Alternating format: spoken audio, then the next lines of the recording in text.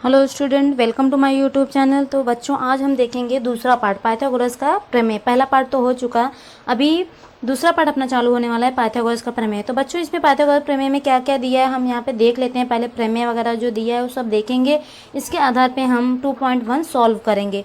तो यहाँ पे बच्चों हम देखेंगे, पहले पाइथागोरस का त्रिक देखेंगे और ज्यामितीय माध्य का प्रमेय देखेंगे और पाइथागोरस प्रमेय का उपयोजन और समकोण त्रिभुजों की समरूपता, पाइथागोरस का प्रमेय और अपोलोनियस का नियम, इतना पहले हम देखेंगे। इसके बाद हम सवाल को हल करेंगे 2.1 को। तो बच्चों, यहाँ पे देख लेते हैं क्या होता है पाइथागोरस। आपको पता ही है पाइथागोरस क्या होता है कि अभी पाइथागोरस प्रमेय जो हम लगाते हैं समकोण त्रिभुज में लगाते हैं, बराबर। अब समकोण त्रिभुज जो होता है वो 90 अंश का होता है।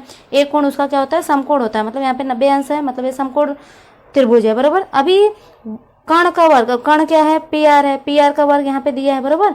अन्य दो भुजाओं के वर्गों के योगफल के बराबर होता है बच्चों, ये आपको पता है। तो दो भुजाएं कौन कौन से हैं, पी क्यू है और पी आर, पी क्यू है और क्यू आर है, बराबर। पी क्यू का स्क्वायर और क्यू आर का स्क्वायर दोनों का प्लस हो गया है, मतलब योगफल के बराबर होता है। तो यहाँ पे बच्चों समकोण त्रिभुज में कर्ण का वर्ग बराबर अन्य दो भुजाओं के वर्गों के योगफल के बराबर होता है। ये क्या होगा, पाइथागोरस का प्रमेय होता है, बराबर। और हम देख लेते हैं अभी यहाँ पे त्रिक देख लेते हैं, त्रिक किसे कहते हैं। तो बच्चों, यहाँ पे त्रिक क्या होता है, अगर त्रिक के सवाल पूछे जाएंगे या एक नंबर का परिभाषा अगर पूछा जाएगा त्रिक क्या है, पाइथागोरस के त्रिक क्या होता है, तो प्राकृतिक संख्या के त्रिक में यदि बड़ी संख्या का वर्ग अन्य दोनों वर्गों के योगफल के बराबर होता है तो त्रिक कहलाता है। प्राकृतिक संख्याओं के त्रिक में यदि बड़ी संख्या का वर्ग, बड़ी संख्या जो रहेगा उसका वर्ग और अन्य दोनों संख्याओं के वर्गों के अगर बराबर हो जाएगा तो बच्चों ये क्या कहलाएगा, पाइथागोरस का त्रिक कहलाएगा। तीन संख्या रहेगा, उसमें से अगर पहला संख्या जो सबसे बड़ा रहेगा उसका वर्ग बराबर दोनों जो संख्या बचे रहेंगे उनके वर्गों का योगफल के बराबर हो तो बच्चों वो पाइथागोरस त्रिक। क्योंकि इस सवाल में अभी जो 2.1 हम सॉल्व करेंगे ये पाइथागोरस का त्रिक उसमें लगने वाला है। तो और देख लेते हैं बच्चों, यहाँ पे 30 60 90 का प्रमेय देख लेते हैं। अभी 30 60 90 के प्रमेय में क्या लगेगा, 30 60 90 के प्रमेय वाला जो सवाल हल करेंगे हम लोग, तो यहाँ पे वो सूत्र लगने वाला है। तो बच्चों, यहाँ पे हम देखेंगे यदि किसी समकोण त्रिभुज के न्यून कोण 30 और 60 हो, तो अभी 30 60 अगर रहेगा तो बच्चों यहाँ पे 30 अंश माप वाले कोण की सम्मुख भुजा 30 अंश के,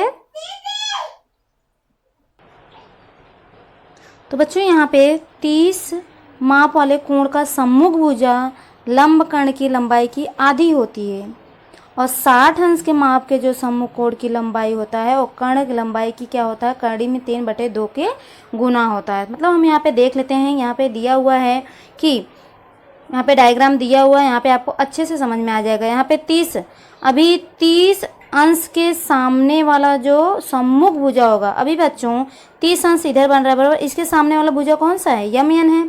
तो यम एन बराबर यहाँ पे है यम एन बराबर होगा किसके बराबर होगा, कर्ण का आधा होगा। क्या होगा, कर्ण का। अभी कर्ण क्या है, 90 अंश के सामने का जो भुजा होता है वो कर्ण होता है। ये क्या है, यल एन, कर्ण है, कर्ण का आधा होता है। बच्चों ये याद रखना क्योंकि इस सवाल में यूज होगा कि 30 अंश के सामने वाला जो कोण होता है उसका जो सम्मुख भुजा होगा वो किसके बराबर होगा, कर्ण का आधा होगा, बराबर। अब बच्चों, अब 60 अंश वाला देख लेते हैं। अब 60 अंश के सामने का भुजा कौन सा है, यल एम है। क्या है, यल एम। तो यल एम बराबर क्या होगा, तो यल एम बराबर होगा कर्ण में 3/2 गुणे कर्ण, बराबर। तो बच्चों ये ध्यान में रखना क्योंकि ये सवाल में लगने वाला है, बराबर। अगर 30 अंश का बोलेगा, 30 अंश के सामने का जो भुजा हमें ज्ञात करना रहेगा तो क्या लगेगा, उसके सामने का जो भुजा बराबर होता है कर्ण का आधा और 60 अंश के भुजा 60 अंश के माप के कोण के जो सम्मुख भुजा बराबर होता है कर्ण में 3/2 और कर्ण होता है, बराबर। अब नेक्स्ट हम देखेंगे 45 45 90 वाला। बच्चों 45 45 90 वाले त्रिभुज का गुणधर्म देख लेते हैं। यहाँ पे यदि समकोण त्रिभुज के न्यून कोणों के माप कितने दिए हों, 45 45, तो समाविष्ट करने वाली भुजा की लंबाई का जो कर्ण होगा वो क्या होगा, 1/2 में 2 होगा। क्या होगा, 1/2 में 2 होगा बच्चों। तो हम यहाँ पे देख लेते हैं, यहाँ पे 45 45 अंश दो कोण दिए हैं, 45 और यहाँ पे 45, बरोबर। तो इसमें जो कर्ण की भुजा, जो कर्ण की लंबाई होगा, कर्ण की जो लंबाई होगा उसका कितना होगा, 1/कड़ी में 2 होगा। तो हम यहाँ पे बच्चों देखते हैं, अभी समझ लीजिए आपको ज्ञात करना है एक्स वाई का मान। एक्स वाई का मान ज्ञात करना है तो आप लोग कैसे ज्ञात करेंगे। अभी एक्स वाई दिया है बरोबर, एक इसके सामने की भुजा है, 45 के सामने की भुजा है। तो यहाँ पे एक्स वाई बरोबर देख रहे हैं, कर्ण का यहाँ पे क्या हो गया है, कर्ण का 1/कड़ी में 2 हो गया बरोबर। अब ए भुजा तो हो गया, अब ए भुजा अगर लेंगे आप, ए भी ज्ञात करेंगे तो इसके सामने वाला भी भुजा 45 अनुसार है बच्चों। तो ए भी क्या होगा, एक्स जेड बरोबर एक्स जेड बरोबर क्या हो जाएगा यहाँ पे 1/कड़ी में 2 और जेड वाई मतलब एक कर्ण हो जाएगा बरोबर। तो दोनों में देखेंगे तो एक्स वाई जेड है मतलब कर्ण है बराबर। दोनों का सूत्र वही लगेगा क्योंकि 45 90 अंश का कोण का है प्रमेय। तो बच्चों ये भी सवाल में लगने वाला है। नेक्स्ट हम देखेंगे,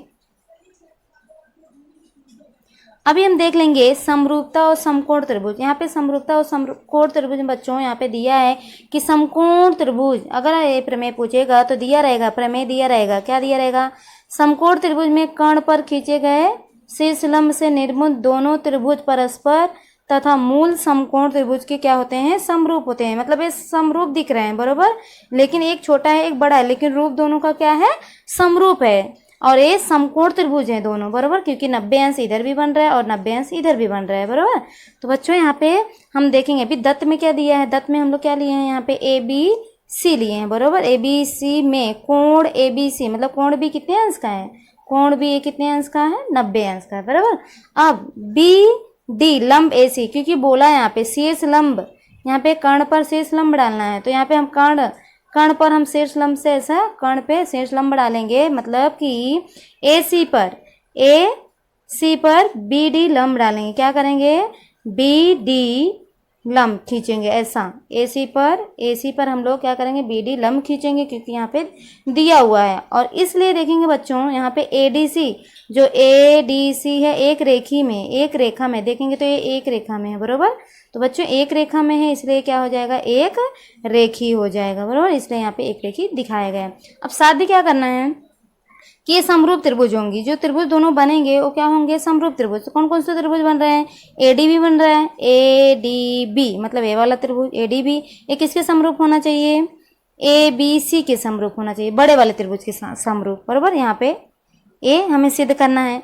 फिर क्या सिद्ध करना है कि BDC मतलब ये छोटा वाला जो दिख रहा है BDC कौन सा है, ए वाला त्रिभुज ए भी ABC के बराबर होना चाहिए, ये हमें सिद्ध करना है, मतलब समरूप होना चाहिए बराबर। BDC मतलब छोटा वाला त्रिभुज और पूरा त्रिभुज इसके बराबर होना चाहिए। और क्या होना चाहिए बच्चों, और क्या दिया है तीसरा, अब ए भी सिद्ध करना है। और कैसे, ADB मतलब ADB ए वाला त्रिभुज BDC मतलब इस त्रिभुज के क्या होना चाहिए, समरूप होना है। ए भी सिद्ध करना है मतलब आपको ये तीनों सिद्ध करना है।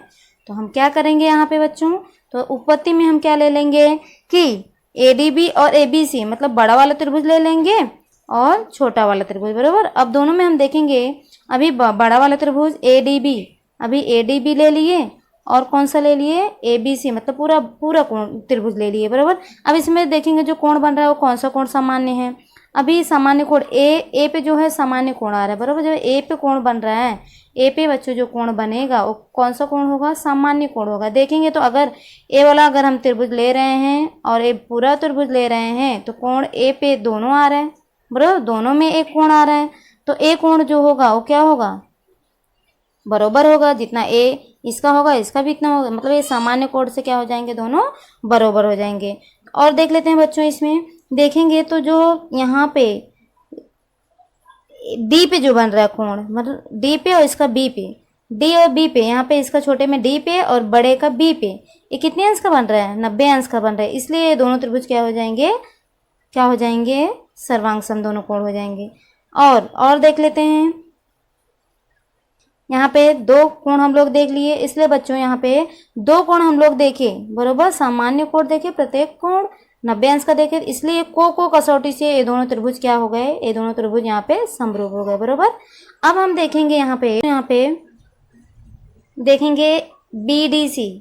अब BDC जब लेंगे हम यहाँ पे BDC और ABC बरोबर, BDC मतलब ए वाला त्रिभुज और पूरा बड़ा वाला त्रिभुज बरोबर। इसमें भी देखेंगे सामान्य कोण क्या बन रहा है, सामान्य कोण अगर हम देखेंगे तो बच्चों यहाँ पे CC दोनों में आ रहा है। अगर बड़ा वाला त्रिभुज लेंगे फिर भी सी आएगा, और ए वाला त्रिभुज लेंगे फिर, इसलिए सामान्य कोण से। और देखेंगे 90 अंश का कोण यहाँ पे डी पे बन रहा है, और इसका भी बी पे बन रहा है, बराबर। इस पे बी बन रहा है और इस पे डी पे 90 अंश कोण बन रहा है, इसलिए प्रत्येक कोण 90 अंश है, इसलिए दोनों त्रिभुज क्या हो गए यहाँ पे समरूप हो गए। किस कसौटी से? कसौटी किससे? कोको कसौटी से, क्योंकि दो कोण देखे तो बच्चों, इसलिए यहाँ पे ए डी बी ये समरूप किसके? बी डी सी के हो गया। किससे? समीकरण नंबर 1 2 3 से, बराबर। समीकरण नंबर अभी यहाँ पे देखेंगे तो यहाँ पे देखेंगे तीनों त्रिभुज क्या हो जाएंगे? एक दूसरे के समरूप हो गए। किससे? कथन नंबर 1 2 3 से। नेक्स्ट प्रमेय हम देखेंगे अभी यहाँ पे ज्यामिति माध्य का प्रमेय। बच्चों यहाँ पे समकोण त्रिभुज में शीर्ष बिंदु के कर्ण पे खींचा गया जो लंब है वो कर्ण द्वारा विभाजित होने पर रेखाखंडों के ज्यामिति माध्य होता है, बराबर।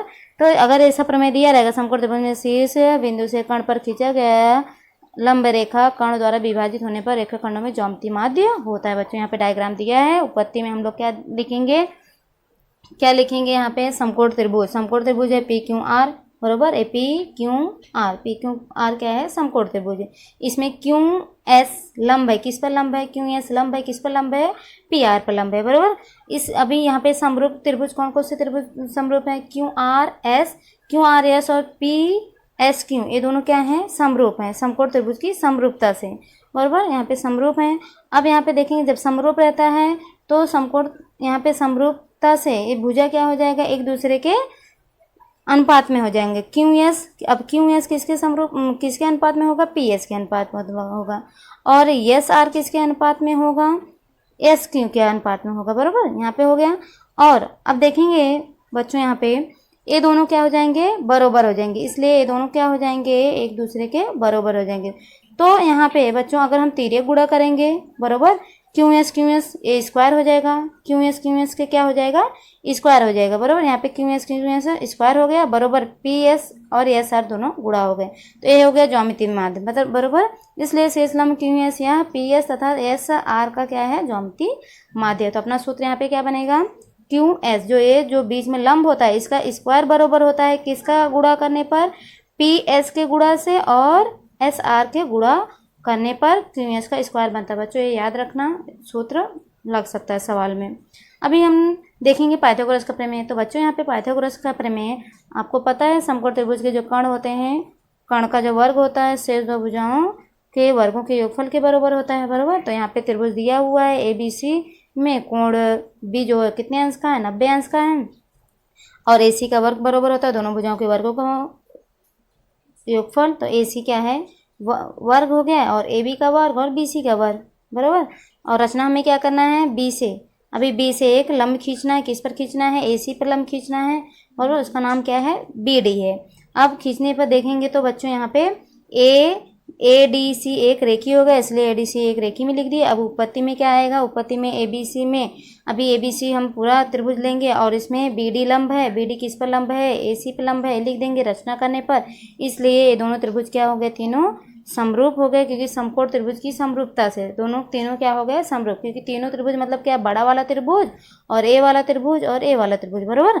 ए इसमें 3 त्रिभुज बन रहे हैं, इसलिए तीनों क्या हो जाएंगे? समरूप हो जाएंगे। किससे? समकोण त्रिभुज की समरूपता से, जो हम इसके पहले देखे। तो बच्चों अभी हम क्या करेंगे?